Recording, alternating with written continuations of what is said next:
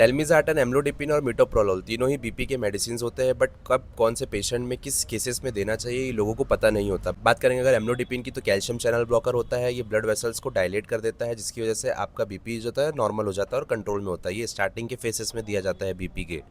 जो पेशेंट्स बुजुर्ग होते हैं उनमें भी दिया जाता है। फिर बात करेंगे अगर टेलमिज़ार्टन की, तो टेलमिज़ार्टन रास के सिस्टम को इनहिबिट करता है। बेसिकली ये तब देते हैं अगर किसी पेशेंट को बीपी है, साथ में डायबिटीज़ भी है, साथ में कोई किडनी का प्रॉब्लम हो गया, ये तब दिया जाता है। फिर आता है आपका मिटोप्रोलोल। मिटोप्रोलोल जो होता है बेसिकली तब देते हैं जब किसी पेशेंट को हार्ट डिजीज़ या उसके रिलेटेड कोई कंडीशन होती है। मान लीजिए किसी पेशेंट का बीपी बहुत ज़्यादा है, जिसकी वजह से उसका हार्ट रेट भी बहुत ज़्यादा हो सकता है, या फिर उसका पल्स रेट भी बहुत ज़्यादा है, तो उस कंडीशन में मिटोप्रोलोल भी दिया जाता है। बात करेंगे अगर कॉम्बिनेशन ड्रग्स की, तो बेसिकली टेलमिज़ार्टन और एम्लोडिपिन साथ में दिया जाता है जब बीपी जो होता है आउट ऑफ कंट्रोल हो जाता है। फिर बात करेंगे अगर मिटोप्रोलोल, टेलमिज़ार्टन और एम्लोडिपिन, ये तीनों कब साथ में देंगे, तो जब बीपी बहुत अनकंट्रोल होता है, आपका पल्स रेट वगैरह भी बढ़ जाता है, या फिर किसी पेशेंट को हार्ट रिलेटेड डिजीज भी होता है, तब ये तीनों मेडिसिन साथ में दी जाती है। चलिए एक केस डिस्कस करते हैं। एक 55 साल का आदमी है जिसको बीपी का प्रॉब्लम है, और उसका बीपी 168/98 समथिंग है, और उसको डायबिटीज़ का प्रॉब्लम भी है, बट उसका हार्ट रेट जो है वो 72 है, दैट इज़ नॉर्मल है। तो आप मुझे बताइए कि अब इस कंडीशन में कौन सी बीपी की मेडिसिन यूज़ होगी।